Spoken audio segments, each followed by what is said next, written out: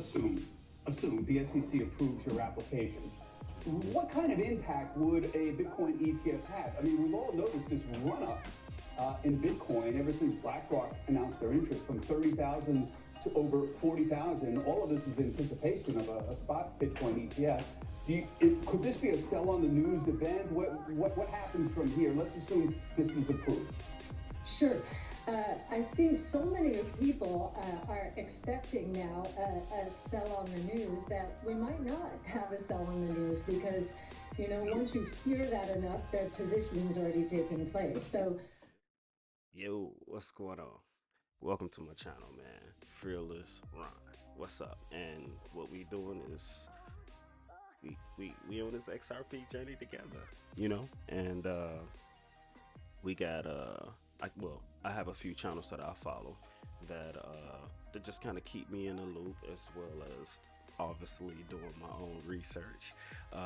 But without further more, man, this is one of my go-to channels, man, and this is Digital Perspectives. This man, Brad Pymts, is amazing at what he does as far as research and what he does for the community. This man has put on the official XRP conference in Las Vegas. This dude is amazing.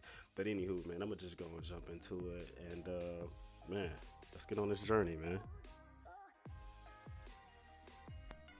Welcome back to the show, everybody. One day and the countdown is on to the spot Bitcoin ETFs. Will there be a rug pull? Will it happen? We got that. We got Naveen Gupta from Ripple. Russia says it's going to be a big year for cross-border payments.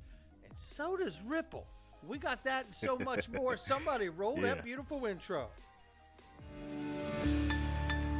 Hey, my man intros be on point. If you don't be hungry for the content that this man is about to give after that intro, you watching the wrong channel.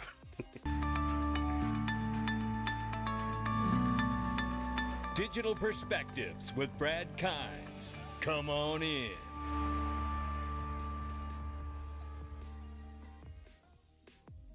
Welcome back to the show. You can follow us on Twitter and YouTube for exclusive content. Right now, $1.79 trillion market cap for crypto. The market is up 3.2% in the last 24 hours.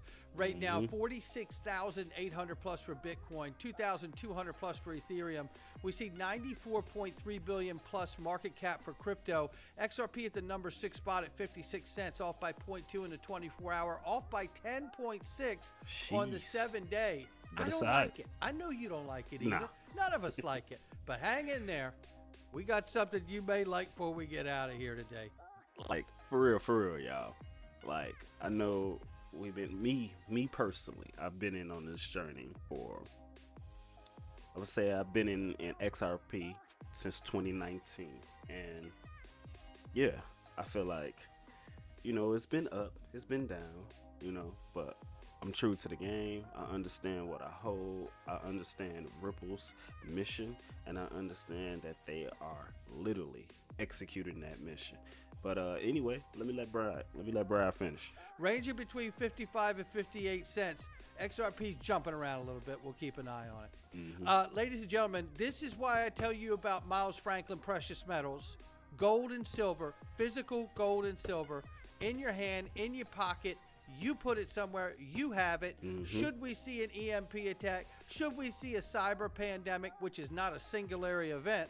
Exactly. It is a ongoing event if it's a pandemic, and that's what the World Evil Forum's telling us. The WEF. And all you have to do to get the best prices and the best offerings, and believe me, they have got deals out the wazoo for all kinds of gold coins and bars and silver coins and bars. So affordable to any price point you want. All you need to do, two things. One, email info@milesfranklin.com. And the most important part, put in the subject box, dig gold to get the best prices.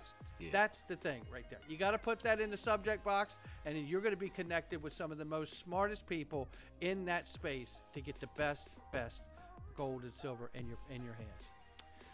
Well, let's take a look at this. 15,000 blocks remain until Bitcoin halving, which is in April. April 19th is the predicted date. It could fluctuate slightly, right? But that's what we're looking at. Yeah. It could be sooner, y'all. It could literally be sooner. With the way everything is going, which I'm sure Brad is gonna hit on a lot of that in this video. Just a few days after what would be my birthday. Yeah. Happy April birthday. 13th. Write it down. It's a good day. April 13th. Then there's this. Oh boy, this guy. Jim Cramer. Whatever he says, here comes the opposite. Digital. What are we doing with these? You know, let's stop fooling around. If you want Bitcoin, buy Bitcoin. I think Bitcoin's topping out, by the way. So I'm going to say enough is enough, and ka-ching is ka-ching. And that, ladies and gentlemen, is the conclusion of the lightning round. Oh boy, this guy. So there you have it. Looks like Bitcoin's going to keep going up. I don't know. If anything. Hey, look. You know, Hey, look. This dude right here, man. Jim Cramer.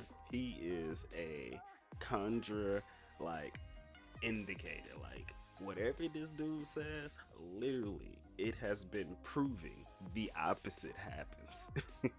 So, like, he's good if you want to, like, follow, like, investments. Like, so if he's saying, like, Bitcoin gonna crash, 9 times out of 10 Bitcoin is finna go on a rise, and vice versa. If he says it's finna go up, be prepared for something drastic to happen, like Bitcoin falling. You know what I'm saying? But anyway, let me let Brad finish. it really isn't as funny as it's funny to me, but I mean, it's not funny because there's so many people that watch this guy every single day. Facts. And they put their hard-earned money behind everything he says. And he's obviously being controlled by the puppet masters on Wall Street.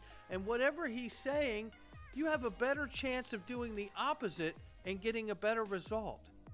See, what did I just tell y'all? What did I just tell y'all, man? Like, Jim Cramer, man, if this man is saying Ethereum is going to the moon, pull your money out. But that's not financial advice. This is the guy that said 8 days before Lehman Brothers collapsed, he came out and told you, don't move your money. You're safe. That's what he said. Let's listen to Kathy Wood here. Way more grounded. Let's take a listen to Kathy Wood. Let's assume the SEC approves your application.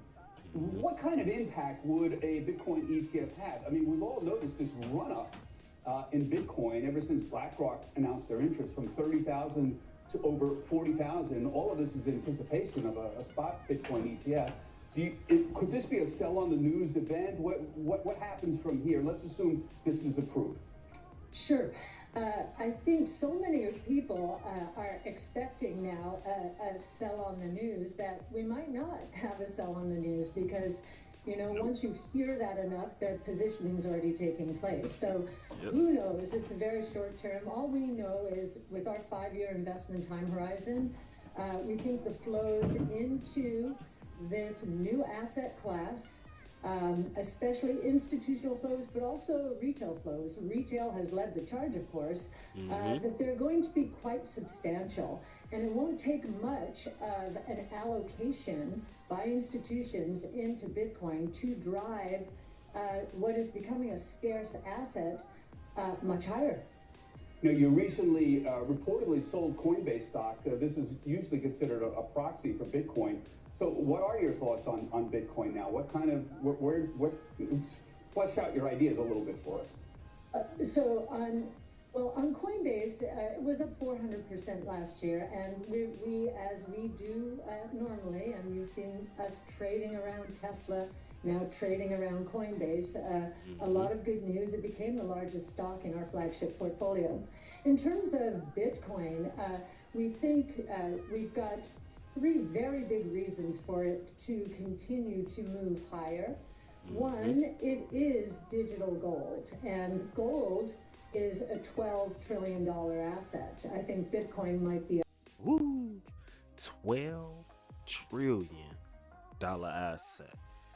Well, if y'all don't get y'all hands on some gold, listen, the financial system is going down. It's literally being switched over from what we know it as like fiat currency, and we going digital.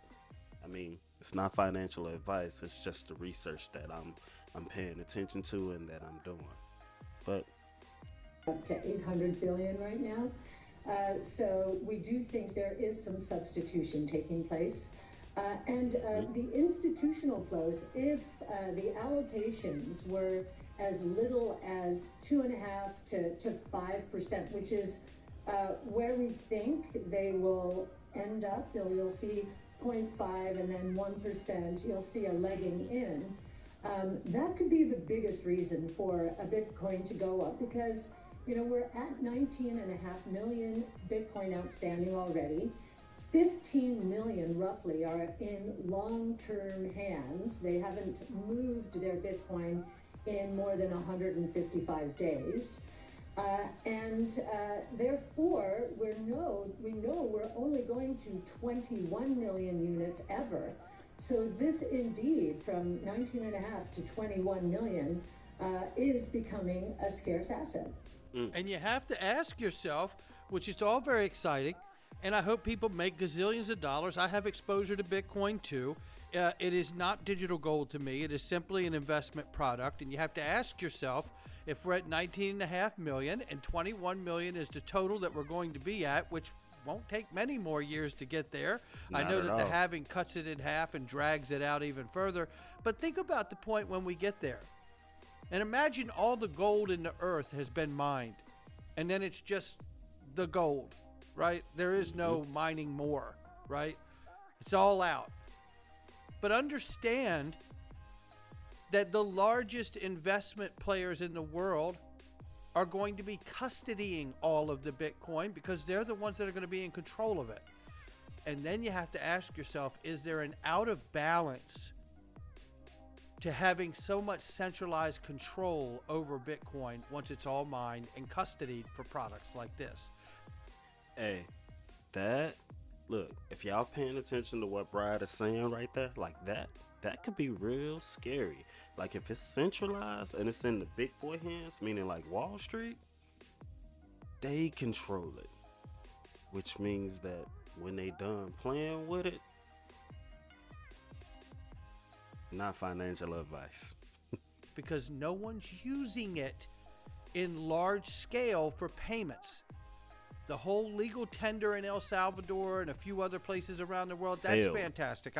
Good for them. But you know what? They're all feeling it too. The transaction costs, the time it takes to settle, all of that. There is problems. It's got more problems than a math book when it comes to payments. But look, I'm exposed to it too, but it's not digital gold to me. It is a new investment product, and it's that simple. And I believe once we see a correction in the stock market, you may see a day of reckoning for something like Bitcoin itself. We'll see. Didn't I just say that? I just said it. By an ETF being created, centralizes Bitcoin, the digital asset, which means the big boys have it. Wall Street. Look, when they done playing with Bitcoin,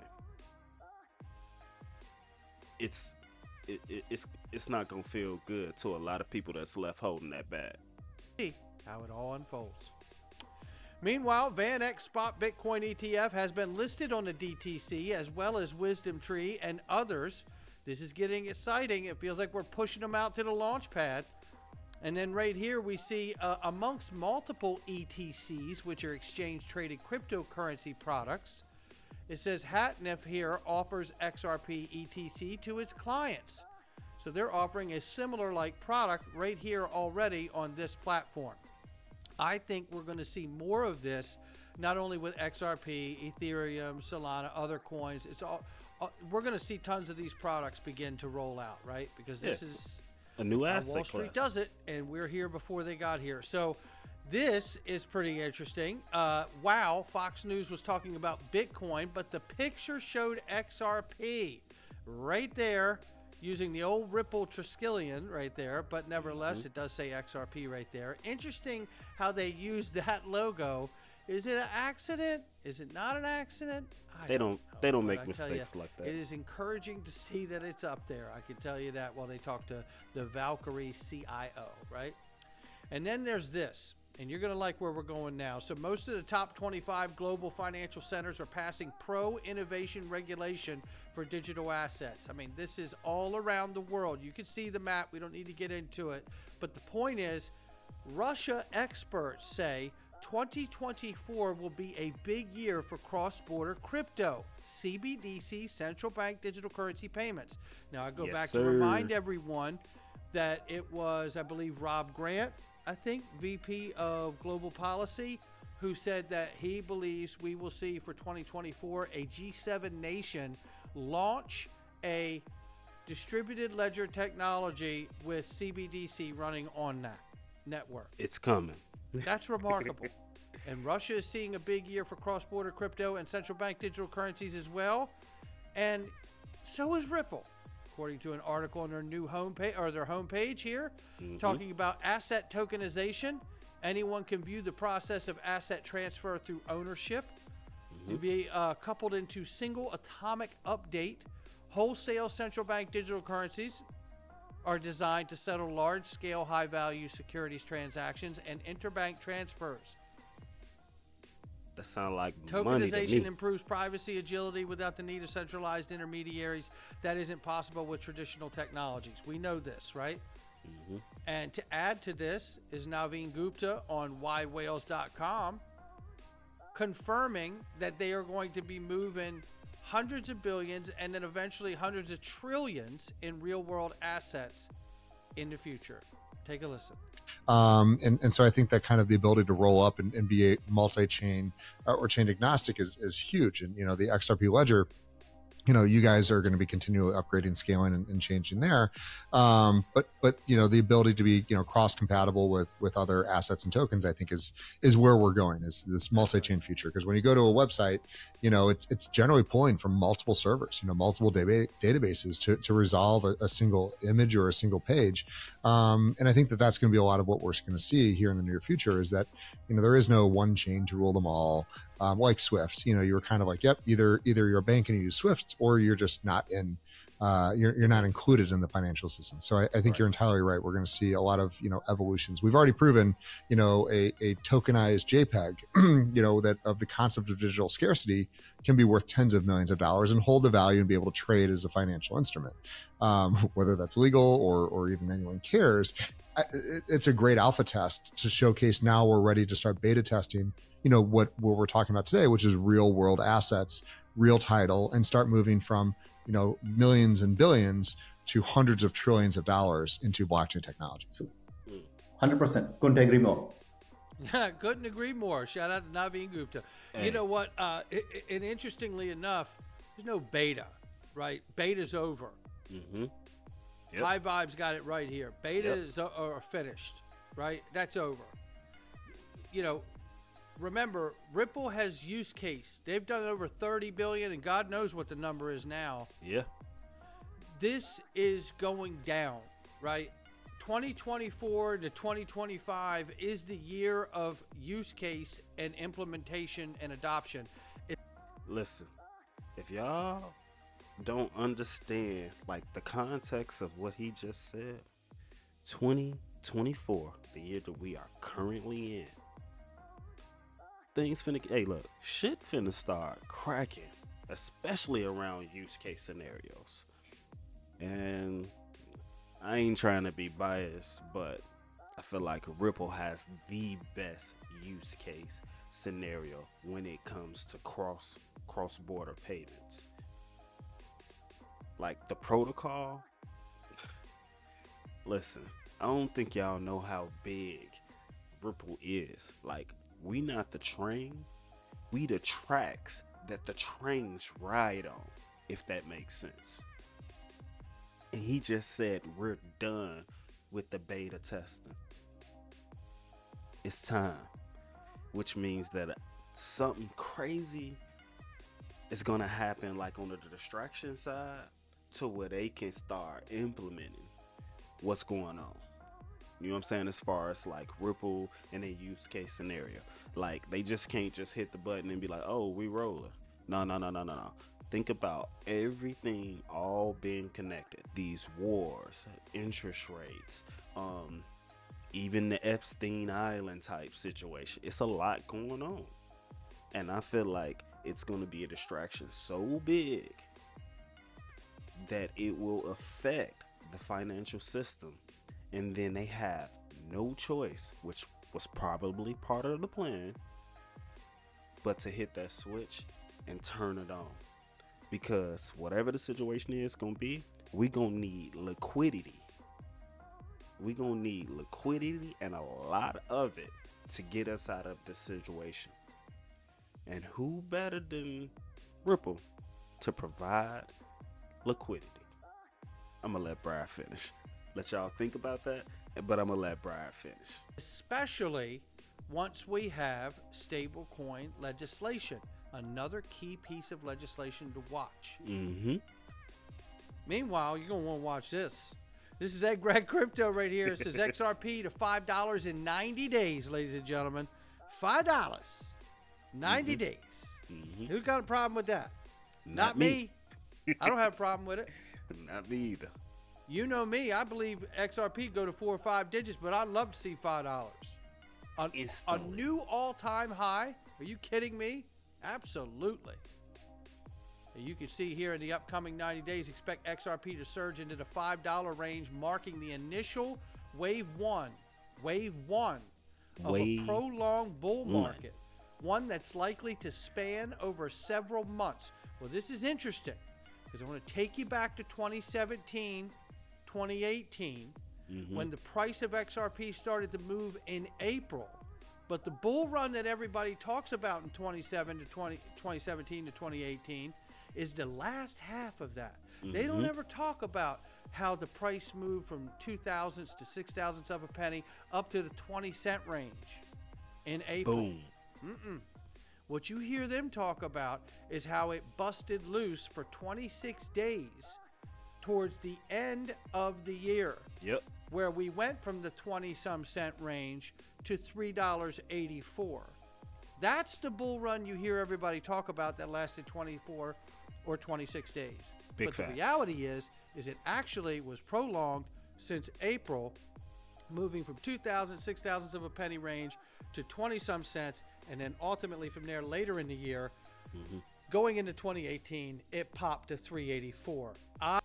Look, listen, before he could finish. Look, listen. How many of y'all wish, because I'm definitely on that end of the spectrum, how many of y'all wish that we could have got in when it was sub a penny? Because I think I entered Ripple sub 20 cent. Yeah, I think I entered Ripple sub 20 cent. But that's sub penny? Man, if I'd have got my hands on some of that back then, but I was oblivious to crypto, not knowing what was going on or anything. But I'm in the mix now. I'm in the mix and I'm doing my research and I'm locked in. You feel me? But anywho, I'm gonna let Brad finish. I hope that we see something repeat like that, and coupled with the onboarding of institutional usage, bringing use case utility into the space, and hopefully before 2024 is over, that rush into the space ends up being from institutional use and use case utility, and ultimately that will build to become the price driver of XRP, and not speculation, and certainly at some point not Bitcoin's dominance either. We will separate. I hope you will join us in the Freedom Zone, ladies and gentlemen. Oh yeah, I'm a part of the Freedom Zone. We're getting into it today. Yeah. We're talking about China, the red flag. We're talking about that. And we're talking about U.S. elections and uncovering real evidence of what's taking place in our country. And how much of a country do we have? Well, you just need to click the Freedom Zone and get in here and find out, because you already know we're in trouble because we don't have freedom of speech on social media. That's why we created the Freedom Zone to begin with. Yep. If you're looking for freedom of speech, you're going to have to come to the Freedom Zone because it doesn't exist out here. Boom. I'll catch all of you on the next one. Hey, look, check it out. So in a nutshell, that's what this channel gonna be about. I'm gonna be reviewing some of my favorite XRP YouTubers and just, you know, just giving my 2 cents on the research that they did, you know, and helping my followers be able to, you know, have a better understanding with the breakdown of what they saying after watching my channel. You know, shout out to Brad Pymts. He's an amazing dude. He has done a lot for the XRP community. You know what I'm saying? I know he liked to call someone else digital asset investor the GOAT, but Brad Pymts, if digital asset investor is the GOAT, then you the boat, the best to ever do it, the best of all time. You know what I'm saying? All right, man. I'm gonna get up out of here, man. It's your boy Fearless Ron, man. None of this of what I said, what you heard is financial advice. So don't jump out the window and do something crazy because you listening to my channel. You know what I'm saying? But if you just so happen to feel led, then do what it is you do. But by no means is this financial advice. All right? Peace, y'all. It's been real.